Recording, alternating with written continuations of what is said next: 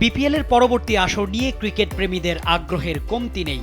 সব জল্পনার অবসান ঘটিয়ে অবশেষে জানা গেল চলতি বছরের ডিসেম্বরে মাঠে গড়ানোর সম্ভাবনা জোরালো বিপিএলের। তারই ধারাবাহিকতায় অক্টোবরের মধ্যে অনুষ্ঠিত হতে পারে বিপিএলের প্লেয়ার্স ড্রাফট।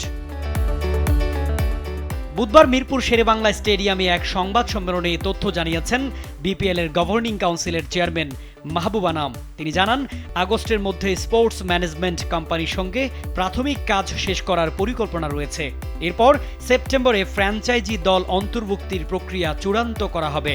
সবকিছু ঠিক থাকলে অক্টোবরের মধ্যেই প্লেয়ার্স ড্রাফট অনুষ্ঠিত হতে পারে। প্রসঙ্গত, এবছরের বিপিএল শুরু হবে ডিসেম্বর-জানুয়ারি সময়ে। 5 বছরের জন্য দলগুলোর মালিকানা দেওয়া হবে। ফলে ফ্র্যাঞ্চাইজি মালিকরা দীর্ঘমেয়াদী পরিকল্পনা করার সুযোগ পাবেন।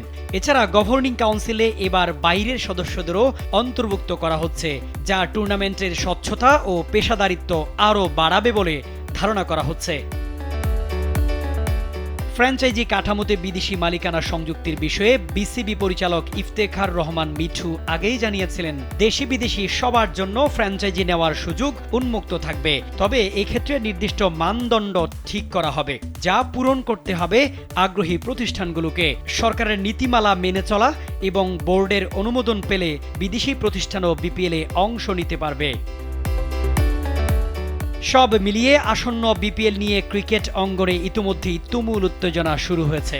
নতুন ফ্র্যাঞ্চাইজি, নিলাম এবং মাঠের লড়াই সব মিলিয়ে বাংলাদেশের ঘরোয়া ক্রিকেটে এবার আরেকটি জমজমাট আসর দেখার আশা করছেন ভক্তরা। এ কে এম শামীম খান, কালবেলা।